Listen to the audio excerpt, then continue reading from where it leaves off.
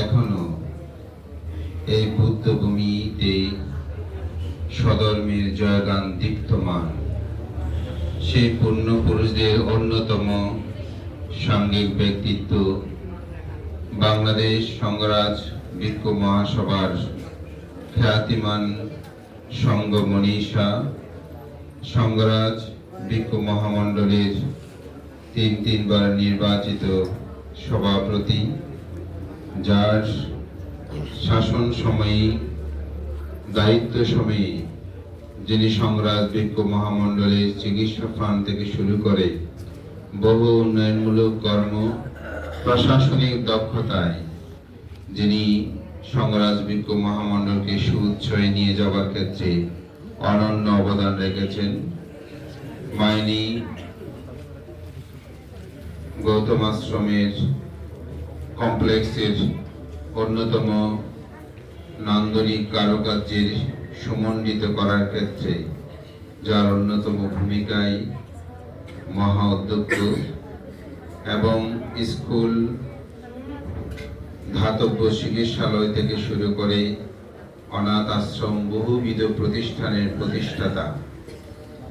চট্টগ্রাম মহানগরীর মতন একটি অন্যতম প্রাণকেন্দ্রে অক্সিজেনে অরিন্দম সার্বজনীন মৈত্রী বিহারের প্রতিষ্ঠাতা, অধ্যক্ষ, আমার পরম কল্যাণ মিত্র, বাংলাদেশ সংঘরাজ ভিক্ষু মহাসভা কর্তৃক ধর্মদূত, কর্মদূত উপাধিতে ভূষিত বরেণ্য সাঙ্গিক ব্যক্তিত্ব, আমার পরম কল্যাণকামী, আমার ব্যক্তিগত জীবনের একজন পরম হিতৈষী, পরম শ্রদ্ধেয় বদন্ত কর্মবীর জেনালঙ্কার মস্তবের মহোদয়ের ৬৯তম শুভ জন্মবার্ষিকী উপলক্ষে, জন্মদিন উপলক্ষে আয়োজিত আজকের এই মহতী পূর্ণিমা অনুষ্ঠানের সেই পরম শ্রদ্ধেয় আমাদের সঙ্গের মধ্যমণি বদন্ত কর্ম জেনালঙ্কার মস্তবের মহোদয়ের প্রতি বিনম্র চিত্তে শ্রদ্ধা, অর্ঘ্য, বন্দনা এবং শুভ জন্মদিনের মৈত্রীময় শুভেচ্ছা শ্রদ্ধাঞ্জলি জ্ঞাপন করছি। এই মহতী পূর্ণময় অনুষ্ঠানে উপস্থিত আছেন আমার পরম কল্যাণ মিত্র কোটরপাড় রত্নাঙ্কর বিহারের সুযোগ্য বিহারাধ্যক্ষ, অষ্টগ্রাম ভিক্ষু সমিতির সুযোগ্য সভাপতি, পরম শ্রদ্ধেয় সুগত প্রিয় মস্তবের মহোদয়, পরম শ্রদ্ধেয় সুমনতীশ্ব মস্তবের মহোদয়, সাধারণ সম্পাদক অষ্টগ্রাম ভিক্ষু সমিতি, এবং যিনি 10 দিন পর্যন্ত আপনাদেরকে বিদর্শন ভাবনা শিক্ষা প্রদান করেছেন।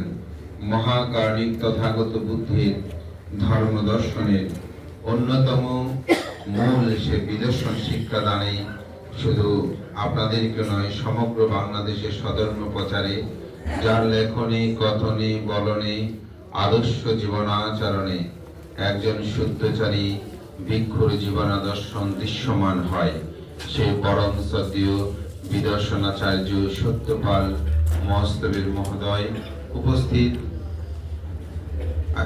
আর্যলোক ভিক্ষু সহ প্রমুখ মাননীয় মহান সংঘ, আমি সংঘের প্রতি বিনম্র চিত্তে শ্রদ্ধা, অর্ঘ্য, বন্দনা নিবেদন করছি। আপনাদের সকলের প্রতি আমি মৈত্রী চিত্তে পুণ্যদান ও আশীর্বাদ জ্ঞাপন করছি। সাথে সাথে আজকের ইংরেজি বর্ষবরণের 1 জানুয়ারি সমগ্র পৃথিবীতে খ্রিস্টাব্দ 2026 খ্রিস্টাব্দকে বরণের এক মহা উৎসবে পালমান রয়েছে। আমাদের বাংলাদেশও তার পিছিয়ে নয়। আজকের এই শুভ বৎসরটাকে সুন্দরভাবে গ্রহণ করতে সকলেই যেন সুস্থভাবে, সুন্দরভাবে জীবন অতিবাহিত করতে পারে, এই প্রত্যাশায় সকলকে ভিক্ষু সংঘকে বন্দনা, পুণ্যদান, আপনাদের গায়ক উপাসক গোষ্ঠীদের প্রতি পুণ্যদান করছি। ধর্মপ্রাণ প্রিয় উপাসক উপাসিকা বিন্দু, জেনালঙ্কার মস্তবীর জন্ম না হলেই মায়ানী গৌতম কমপ্লেক্স কেমন হতো আমি জানি না। আমার এখনো স্মরণ আছে, সালটি আমার মনে নেই, যখন গৌতম কমপ্লেক্স উদ্বোধন হয়। আমাদের চট্টগ্রাম থেকে অনেক ভিক্ষু সংঘ গিয়েছেন। সম্ভবত আমার একটা পরীক্ষা সংক্রান্ত কারণ আমার যাওয়ার সুযোগটা হয়নি। সেখান থেকে উদ্বোধন করে আসার পর বাংলাদেশে আমার মনে হয় 2 মাস পর্যন্ত শুধু এই বিহারের বর্ণনা শুনেছি। কারণ আজকে বর্তমানে বাংলাদেশে যেভাবে টাইলস করে বিহার নির্মাণ হয়েছে প্রায় জায়গায়, সেটা কিন্তু তখন অন্য কোনো জায়গায় হয়নি। সদীয় ভান্তের এটা ছিল সকলের কাছে একটি মডেল। এই জন্য আমি যখন পরবর্তীতে যাই, প্রথম সেই বিয়েটা আমি দেখতে গিয়েছিলাম, এটা কেমন করে ভান্তে তৈরি করেছেন। তা আমি এটাই বলতে যাচ্ছি, সদীয় ভান্তের জন্ম না হলে আমার এটা সম্ভব না হতো না। সদীয় জিনালঙ্কার ভান্তের জন্ম না হলে বহু শিষ্য প্রশিষ্য দেশে বিদেশে তারা প্রতিষ্ঠিত হতো না। এমনকি অনেকে হয়তো জীবন পরিত্যাগ করলেও তারা কিন্তু স্বস্বক্ষেত্রে প্রতিষ্ঠিত, এবং ভান্তের প্রতিষ্ঠিত অনাথালয় আশ্রম থেকে বহুজন, কেউ ডাক্তার, কেউ ইঞ্জিনিয়ার, কেউ পুলিশ কর্মকর্তা, বিভিন্ন পেশায় তারা নিয়োজিত রেখে তাদের নিজেদের জীবনকে, পরিবারকে গঠনের ক্ষেত্রে আমি মনে করি তারা সম্ভবপর হয়েছে সদীয় জিনালঙ্কার ভান্তের আশীর্বাদে। সদীয় ভান্তের শিক্ষার আলো বিস্তারে তিনি অনন্য কর্ম সম্পাদন করেছেন। তিনি তার বিহারের পাশে তিনি বিশাল একটি স্কুল প্রতিষ্ঠা করেছেন, এবং সদীয় ভান্তে সেখানে ধাতব চিকিৎসালয় প্রতিষ্ঠা করেছেন। যে কোনো মানুষ সুখে দুঃখে তিনি সব সময় তার পাশে দাঁড়িয়েছেন। ভান্তের একটা সবচেয়ে বড় গুণ আমরা ভিক্ষু সংঘরা প্রায় সময় যেটা আলোচনা করি, সেটা হচ্ছে তার উদার চিত্ত চেতনা। এটা আমাদের সকলকে মুগ্ধ করে, আমাদেরকে অনুকরণীয় করে। কারণ একজন বড় ভান্তে যখন উদার হয় দেখি, তখন আমাদের ইচ্ছে উৎপন্ন হয় আমরা এরকম হই। সেজন্য সদীয় ভান্তের এটি অনন্য। তিনি যখন বাংলাদেশ সংগ্রাম ভিক্ষু মহাসভার দায়িত্ব ছিলেন, বিশেষ করে আমি যখন সম্পাদক হিসেবে ছিলাম, আমাকে বিবিধ ক্ষেত্রে তিনি উপদেশ প্রদান করতেন। আমাকে ছায়ার নিয়ে তিনি বিবিধ উপদেশ দিয়ে আমাকে রক্ষা করতেন। আসলে মহাসভার মতন সেই বাংলাদেশের একটি সুপ্রিম সংঘ কাউন্সিলের দায়িত্ব প্রতিপালন করা একটা সহজ বিষয় নয়। সেখানে সদীয় ভান্তে সুখে দুঃখে সবসময় আমার পাশে ছিলেন। সেদিকে মূলত আমি ভান্তের প্রতি অত্যাধিক শ্রদ্ধান্বিত হই। তার নীতি আদর্শ জীবনাচরণ সাংগঠনিক ক্ষেত্রে একটি অসাধারণ। তিনি সংগ্রাম ভিক্ষু মহামণ্ডলের 3 বার তিনি সভাপতির দায়িত্ব পালন করেছেন, এবং সংগ্রাম ভিক্ষু মহাসভার অনেকটা নিয়ম পরিবর্তন করে ভান থেকে 3য়বারের মতো রেখেছেন। কারণ তার সুদক্ষ ত্যাগশীলতা এবং সকল ভিক্ষু সংঘদের সাথে সমন্বয় সাধন করে এই সংগঠনকে এগিয়ে নেওয়া যাওয়ার ক্ষেত্রে, এবং বর্তমানে কোটি টাকার উপরে চিকিৎসা ফান্ডের ব্যবস্থাপনা ক্ষেত্রে ভান্তের দায়িত্বকালীন সময়ে তিনি সেগুলো সুসম্পন্ন করেছেন। বহুবিধ কর্ম, কিছু নীরবে, কিছু সরবে, বাংলাদেশের বিভিন্ন জায়গায় তিনি দান কর্ম সম্পাদন করেছেন। আমার গুরু ভান্তের প্রতিষ্ঠিত সে বান্দরবান অষ্টবিংশতি বৌদ্ধ বিহার ও রত্নপ্রিয় বিদর্শন ভাবনা কেন্দ্র, পরবর্তীতে যেখানে এখন আমরা অনাথ আশ্রম করেছি, সেখানেও সদীয় ভান্তে তার দান হস্তকে প্রসারিত করেছেন। এভাবে বিভিন্ন বিহার, বিভিন্ন কিছু নির্মাণে বিভিন্ন ভিক্ষু সংঘদের সুখে দুঃখে তিনি আপন করে নিয়েছেন। আমি একটা কথা বলতে চাই, সেটি হচ্ছে আমাদের চট্টগ্রাম মহানগরীর মধ্যে দেবপাহাড় আন্তর্জাতিক বৌদ্ধ বিহার, আপনারা সবাই জানেন। আমাদের পরম শ্রদ্ধেয় সত্যপ্রিয় মহাতের মহোদয় এই বিহারে তিনি প্রতিষ্ঠাতা উদ্যোগ।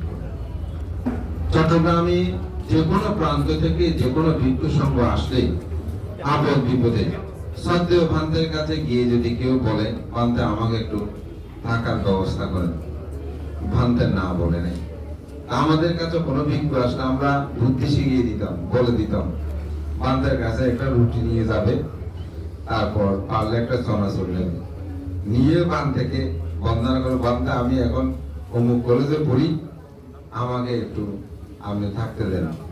তো যদি এভাবে বলবে, যতক্ষণ তোমাকে না বলবে, মানে হ্যাঁ বলবে না, ততক্ষণ তুমি এই বান্ধের পাশ থেকে উঠবে না। দেখবে একটা সময় এটা সেটা বলতে বলতে বান্ধব আচ্ছা ঠিক আছে, কিন্তু কোনদিন দায়িত্ব না সব। এটা ছিল ভান্তের অসাধারণ একটি, কার শিষ্য কোথায় থেকে কে, এগুলো ভান্তের কোনো বিবেচনা ছিল না। ওই একটা রুটি, বেশি না, আমরা একটা রুটি আমরা শিখিতাম সত্যপ্রিয় বান্ধের কাছে একটা রুটি দিত, বান্ধে বান্ধে আমি তো কলেজে ভর্তি হয়েছি, এখন আমি একটু থাকতে চাই, ও এটা তো কুয়াশা বিষয় কেন একটু এখন এই সমস্যা না বানতে আই হাতাশি নাই আমার মিটে যেতেন না। এভাবে যখন ভান থেকে ভানতে এমন উদার ছিলেন, আশ্রয় দিয়েছেন। তা আমি এই কথাটা বলছি এই কারণে, আমাদের শ্রদ্ধেয় এখন জিনলঙ্কার ভানতে ওনাকে রুটিও দিতে হবে, কিছু দিতে হবে না, আপনি শুধু এসে যদি ভানতে আমি শিক্ষা দীক্ষা করতে চাই, সে উত্তরকুল হোক, দক্ষিণকুল হোক, চাকমা হোক, মারমা হোক, গণবান্ধব যে শিষ্য হোক না কেন, আমি মনে করি ভান্তের কাছে যারা এসেছেন আশ্রয় পেয়েছেন। শুধু এখানে নয়, এই মায়ানী গৌতম কমপ্লেক্সেও যে কোনো ভিক্ষু যখন কোথাও কোনো জায়গায় হয়তো অবস্থানের সুযোগ হয় না, ভান্তে সেখানে আশ্রয় দিয়েছেন, তাদেরকে রক্ষা করেছেন। আমাদের আনন্দশ্রী মোস্তফির মহোদয় নামে একজন ভান্তে ছিলেন, দীর্ঘ সময় তিনি চন্দনাইশী সব বিভিন্ন অঞ্চলে ছিলেন, কিন্তু জীবনের শেষ সময়ে ভান্তের সেই সাধন পীঠে মায়ানী গৌতম কমপ্লেক্সকে তিনি রেখেছেন, তাকে আমৃত্যু সেবা দিয়েছেন, তার অন্ত্যেষ্টিক্রিয়া ভান্তে সেরূপ ভাবে সুসম্পন্ন করেছেন। আমি এটি বলতে চাই যে একজন নিবেদিত মানুষের জীবনগুলো কেমন হয়, এখানেও আজকে যারা আছেন তারাও আমি মনে করি ভান্তে কখনো কাউকে না বলেন। এমনকি তিনি সঙ্গ সবাই ডাইরেক্ট বলেছেন, যদি কোনো ভিক্ষু থাকার বিবিধ সমস্যা হয় আমাকে বলবে, আমি তাকে রাখার ক্ষেত্রে। এটা যেদিন তিনি প্রতিষ্ঠা করার পর সাংবাদিক মহাসভায় বলছিলেন, সেদিন তিনি বলছেন আমি একটা ছোট প্রতিষ্ঠান করেছি, এখানে আপনারা যে কোনো ভিক্ষু সঙ্গ সুবিধা অসুবিধা হলে থাকতে পারবেন। এবং সত্যিই যে কোনো ভিক্ষু সুবিধা অসুবিধা হয়েছে, এখানে থেকেছেন, এখানে যথাভাবে ব্যবহার করার সুযোগ তিনি তা দিয়েছেন। এই জন্য শ্রদ্ধেয় জিনালঙ্কার মোস্তফির মহোদয় একজন ত্যাগীমান সাঙ্গিক পূর্ণ পুরুষ, যার জীবন দর্শন হয়তো যার জন্ম না হলে আজকের এই অরিন্দম বিহার এটা প্রতিষ্ঠিত হতো না। কারণ তিনি তার উদার চিত্ত চেতনায় কোটি কোটি টাকার আমি মনে করি এই দান করে তিনি এটি আজকে সমাজ সদর্মের জন্য প্রতিষ্ঠিত করেছেন। পৃথিবীর সকল মানুষ মরণশীল, আমি মৃত্যুবরণ করব, আপনিও করবেন, ভ্রান্ত তার বাইরে নয়, কিন্তু এই প্রতিষ্ঠানকে তিনি নিয়ে যাবেন, এটিকে তার আত্মীয় স্বজন কেউ গ্রহণ করবে আমার তো মনে হয় না। আমি এটা 100-এর উপরে যদি থাকে সে নিশ্চয়তা দিতে পারি, তাহলে এটা আমাদের জন্য দান করেছেন। এটা কে পারে যার ত্যাগ ও দীপ্ত চেতনা থাকে। তো শ্রদ্ধেয় জিনালঙ্কার ভান্তে আমাদের সেরকম একজন ত্যাগমান দীপ্ত পুরুষ, যিনি প্রতিনিয়ত সমাজ সদনের কল্যাণে এবং যে কোনো তরুণ ভিক্ষু সংঘদেরকে রক্ষা করার ক্ষেত্রে তার যে অনন্য ভূমিকা, আজকে আপনারা যারা আত্মদর্শনের জন্য এখন উপস্থিত হয়েছেন, যদি এই প্রতিষ্ঠান না হতো সেটা সম্ভব হতো না। এতে 10টা দিন সুখে বিহার করেছেন। বিহার মানে বুঝেন, আমরা তো বৌদ্ধ বিহার বলি না, আসলে বিহার মানে ওই বিহার থেকে বিহার এসেছে, আসলে তা না। বিহার হচ্ছে বিচরণ করা, থাকা, অবস্থান করা। তো আপনারা এখানে কিসে বিচরণ করেছেন? আপনারা পা তুলছেন, তুলছি, নিচ্ছি, ফেলছি বলেছেন না? তো নির্বাণে যাওয়ার জন্য যে বিচরণ, নির্বাণে প্রতিষ্ঠিত হওয়ার জন্য যে আরাম, নির্বাণে সাক্ষাৎ করার জন্য তার যে প্রতি পদক্ষেপ, এটাই হচ্ছে আসলে মূলত বিহার। আমরা অনেকেই মনে করি বিহার থেকে বোধহয় বিহার শব্দ যুক্ত আছে, আসলে কিন্তু তা নয়। এটা হচ্ছে নির্বাণে যাওয়ার জন্য তাদের যেই স্থানটা বিচরণ করে, যেখানে সংক্রমণ করে, সে অর্থে আসলে বিহার। বিভিন্ন পণ্ডিতের বিভিন্ন ব্যাখ্যা আছে, তবে আমার কাছে এটা যথার্থ মনে হয়েছে, এই জন্য আমি এটা ব্যাখ্যা করছি। ধর্মপ্রাণ প্রিয় উপাসক উপাসিকা বিন্দু, আমি সৌভাগ্যবান, বিশেষ করে এই বিহারের যিনি উপাধ্যক্ষ মাধ্যমিক অধ্যক্ষ দিয়ে দিয়েছেন, সে আমাদের জ্ঞান অলঙ্কার মহোদয়, তিনি অবশ্য এখন মহস্তরী হয়ে গেছেন। হ্যাঁ, এবং আমাদের উপানন্দ তার আয়োজক যে আমাকে আজকে উদ্বোধক দিয়েছেন, আমি কৃতজ্ঞতা জানাই। ভান্তের সম্পর্কে আমি বলতে গেলে অনেক কথা বলতে পারবো, কারণ ভান্তের সাথে আমার দীর্ঘ সময়ের পথ চলা, সুখে দুঃখে। কোনো না কোনো কারণে একটু দেরি হলে আমি ফোন করি, হয়তো ভান্তেই ফোন করে আমাকে আশীর্বাদ দেন, কোথায় আছে, কেমন আছে, এমন কুশলময় সুসম্পর্কে বিদ্যমানতা আমাকে সবসময় প্রীতি করে। তো আজকে আমি শ্রদ্ধেয় ভান্তেকে বন্দনা জানাই। আজকে একটি শুভ দিন, শুভ সময়, যেহেতু আপনারা 10 দিন পর্যন্ত বিদেশে পাওনা কর্ম সম্পাদন করেছেন। তা আমি মনে করি শ্রদ্ধেয় ভান্তে তিনি নিরোগ দীর্ঘ জীবন লাভ করুক। তিনি যতদিন বেঁচে থাকবেন আমাদের ছায়া হয়ে, আমরা যারা তরুণ বৃক্ষ সংঘ আছি, আমরা যারা শাসনে নিবেদিত হয়ে কাজ করার চেষ্টা করি, আমাদের একজন আশ্রয়স্থল বলা যায়, আমাদের সুখে দুঃখে একটা ছায়াস্থল বলা যায়। জীবন পরিক্রমায় মানুষ সে যে সুকর্মগুলোই মানুষের জীবনকে নন্দিত করে। আমাদের শ্রদ্ধেয় জীবনানন্দার মস্তের মধ্যে জীবনটা তেমন। আমি আজকে তার গভীর পূর্ণ চেতনায় তার পিতামাতাকে আমি স্মরণ করছি। গুরুর কথা কি বলবো, শ্রদ্ধেয় ভান্তের গুরু পূজা আপনারা দেখেছেন কিনা আমি জানি না, শুধু হয়তো এখানে নাম দিয়েছে অরিন্দম, সেইটা আপনারা উপলব্ধি করছেন। কিন্তু ভান্তে প্রতি বছর গুরু পূজা কর্মসূচি কর্ম সম্পাদন করেন মায়ানী গৌতম কমপ্লেক্সে। সেখানে ভান্তে বাদ্য বাজনা সহকারে পুষ্পর্ঘ দিয়ে সেই গুরুর স্মৃতির বেদি বলে তিনি এমন ভাবে শ্রদ্ধা নিবেদন করেন যেটা আমাদেরকে অনুপ্রাণিত করে। তো আজকে আমি মনে করি শ্রদ্ধেয় ভান্তেকে পূজা করাটা আমাদের দরকার, কারণ এবং আমি বলবো এটাই কারণ মহাকারণিক তথাগত বুদ্ধ বলেন, দুর্লভ পুরিসে যায় নাস সাব্বাত জায়াতি ইয়াত্তাস জায়াতি দীর তাঙ্কুলাং সুকামেদাতি। পুরুষোত্তম দুর্লভ ব্যক্তি সর্বত্র জন্মগ্রহণ করে না, যেখানে জন্মগ্রহণ করে সেই জাতি পুরুষ সর্বদিকে সমাদৃত লাভ করে। আমি পুরুষোত্তম দুর্লভ ব্যক্তি বলতে যারা মার্গ জ্ঞানলাভী তাদেরকে বলা হয়। আমি সত্যবান থেকে সেই পুরুষোত্তম দুর্লভ ব্যক্তি আমি বলবো না, তবে সেই পথের একজন যাত্রী। তিনি সেই দুর্লভ পুরুষোত্তম লাভের জন্য তিনি যে শীল সমাধি প্রজ্ঞার আচরণ করছেন, পারমিক পূর্ণতা করছেন, সেই পথের একজন পূর্ণপুরুষের জন্মে আমি মনে করি আজকে সমগ্র বাংলাদেশে আপনি যে প্রান্তেই যান, যে কোনো সচেতন মানুষ থেকে যদি জিজ্ঞাসা করেন যে জীর্ণলঙ্কার ভান থেকে চিনেন কেন, আমি বলে এক কোটি তার এগিয়ে ত্যাগময় দীপ্ত চেতনা এটি। আমি মনে করি তার মতো মহান পূর্ণ পুরুষকে আমাদের পূজা করা উচিত। বুদ্ধ বলেন পূজা করলে আবাতে পূজা বন্দাকো পাটি বন্দনা ইউসা কীর্তিন সাপাপ্পতি মিত্তানাং নাদুপতি। যারা পূজনীয় ব্যক্তির পূজা করে, গৌরব করে, সম্মান করে, প্রত্যুত্থান করে, তারা প্রতি পূজা প্রতি সম্মান লাভ করে। আমি মনে করি ভান থেকে পূজা করে তিনি বড় হবেন তা নয়, ওনাকে পূজা করে আমরাই বড় হতে পারবো। তো আজকে যেটা জানলাম, আমাদের বাংলাদেশে বৌদ্ধদের সর্বোচ্চ ধর্মীয় গুরু পরম সদীয় অজ্ঞ মহাপণ্ডিত সদ্ধর্ম জ্যোতিকা ধ্বজ, বহু প্রতিষ্ঠানের প্রতিষ্ঠাতা, চট্টগ্রাম বৌদ্ধ বিহারের অধ্যক্ষ, বিনাদিনী শ্মশান বিহারের অধ্যক্ষ সহ বহু প্রতিষ্ঠানে তিনি অধ্যক্ষ, মহামান্য সদ্য প্রয়াত সঙ্গরাজ ডক্টর জ্ঞানশ্রী মহাতর মহোদয়কেও আজকে স্মরণ করে পুণ্য নিবেদন করছেন। আমি মনে করি এটা আমরা হয়তো জীর্ণলঙ্কার ভান থেকে কথা আমরা বলছি, কিন্তু তিনি আবার আমাদেরকে স্মরণ করে দিচ্ছেন না। আমার চেয়েও যিনি আমাদের সকলের একজন মহা আচার্য, সেই সঙ্গরাজ পান্তের কাজকে স্মরণ করছেন। সঙ্গরাজ পান্তের বর্ণাঢ্য জীবন, তিনি জীর্ণলঙ্কার ভান্তের যে গুণবনাগুণ কলেজই, সেখানে সঙ্গরাজ ভান্তেও এরকম অনেক প্রতিষ্ঠান তিনি করেছেন। এদেশে এরকম সব্যসাচী মহান সংঘপুরুদা আসলে শতাব্দীকালে বেশি জন্ম হয় না, আমি মনে করি 2-1 মাত্র জন্ম হয়। তিনি 100 বছর এই সমাজ সধর্মের কল্যাণে তিনি কাজ করেছেন। তার অনন্য জীবন আদর্শন শীলে, জ্ঞানে, ধ্যানে এটা অতুলনীয়, অবর্ণনীয়।